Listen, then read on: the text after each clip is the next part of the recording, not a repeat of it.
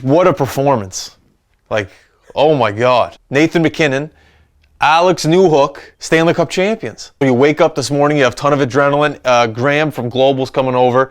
Going to do a little quick rundown of, I guess, the Cup. They want to talk to us. It's going to be a great day. We're going to ride the momentum. What is the Lady Mo? We're going to ride Lady Mo. Lady Momentum. Well, we renovated. Good to see you. How are you? Yeah, what's going on? It's a little messy right now because we're renovating upstairs too, but this is it. Yeah, I was going to say keep the mess out of it. Keep it all over here. Yeah, no. My God. My God. I don't think I've ever been that excited for a hockey game. Ever. And I was at the game where the Mooseheads won the Mem Cup. And I wasn't even at the game. This game. And I got to watch it. And Kyle Bukauskas messaged me. Did he? I saw he followed you guys. Yeah. He's my favorite. And He's so good. It didn't happen, but he said, "Hey, Justin, appreciate the follow and the warm welcome. I was listening to your interview with MacKinnon a couple years ago and was fascinated. You have a real gift for making the guests feel comfortable, yada, yada, yada. I'd love to potentially run your clip on the broadcast at some point during the Cup final, but wanted to get your blessing first." Get the hell out of here. Didn't happen, but like just the fact that he reached out, that's a big deal. Yeah. Holy smokes, the Mooseheads, the mayor, and High Button Sports. I love it. That's the story today. I love it. All for 6 tonight. Okay, keep going. Yeah, I got caught. I was walking to get a coffee once and someone stopped me on the street. That's about it. Nothing like this. All right. I gotta check the hair. 100%.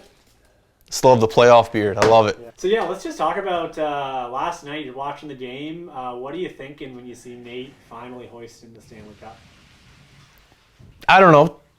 9 years in the making. You watch him back when he's playing with the Mooseheads and you see what he was able to do there and what he was able to accomplish in this city.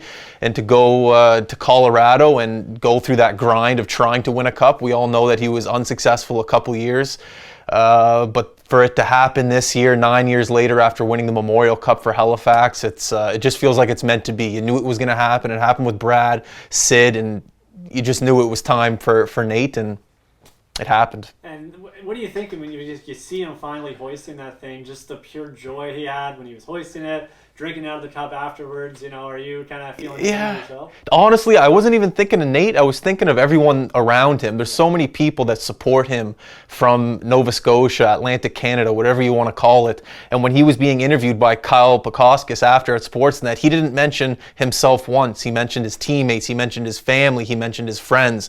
And I just thought that was a class act by Nate and just really well deserved for Nate and for his circle that he won the cup. It's going to be a great summer in Halifax. Yeah. Let's talk about the summer in Halifax. Going to be a parade here. We heard a little bit of a reference from Nate there talking about how Sid might be going too. Saying, but what was your what's this parade going to mean for the city? What do you think that's going to be for Halifax and Dartmouth Cole Harbour? I think it's going to be just a sense of pride. Here in Nova Scotia, we love our hockey players, and we love our hockey players that represent this part of the world really, really well. Sid does it, Brad does it, and now for Nate to be able to come and bring the cup, it almost feels like he's reaching that certain level with those guys to be able to prove to himself and to the other guys and to the rest of the hockey world that he can do it himself. So I think I think that's a big part of what's going to happen this summer. Nate's going to have a sense of pride. And you actually got to meet him. So you guys had him on the podcast, probably your biggest guest, I would say. Yep. What was that like, having him in the offseason, and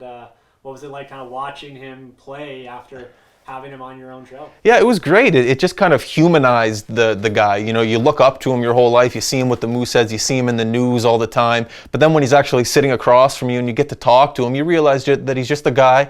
You realize, he's a human and he cares about, his friends. And when you see him on the ice and you see him skating around and doing what he does, it makes it almost a little bit sweeter. Last night when he won the cup, a part of me felt like I won the cup, oddly enough, just because I have that a little relationship with him. But no, he's one hell of a guy, and he deserves everything that's coming to him. Yeah, and let's talk a little bit about some of the things that he mentioned in the podcast. What were some things that stood out to you when he was speaking to you back in the off season?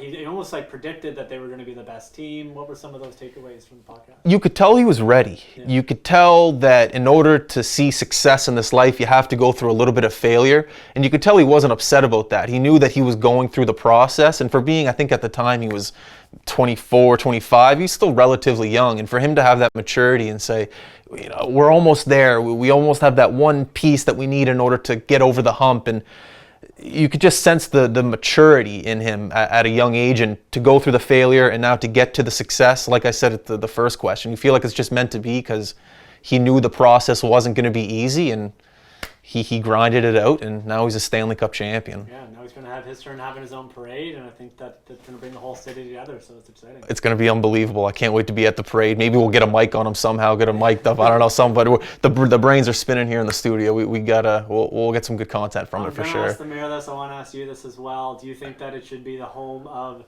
Sidney Crosby and Nate McKinnon on the Cole Harbour sign, or does Nate have a little bit more work to do? What do you think? You'd have to ask Sid that question. I'm sure he loves just being up there by himself. I know those two guys are really competitive, but at the end of the day, we all know Sid is a great guy. The stories we hear about Sid, you know, being happy for his friends, especially Nate. I think Sid would let Nate share the sign. That's just who Sid is. He loves sharing the wealth, if you know what I mean. For sure. Cool. All right, man. Anything else you wanted to add? No, man, I'm good. Cool. Thank you. Awesome. Sweet. Dude, that was great. I need to hold on to that. Yeah. I need to get some B-roll now. Yeah, for sure. You kind of pretending to do a podcast. I know it. I gotcha. Yeah. I gotcha.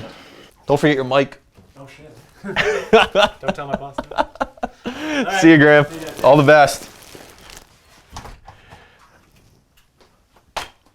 Wow. Let's go. What a morning. I'm just jacked right now. What's next? What is next?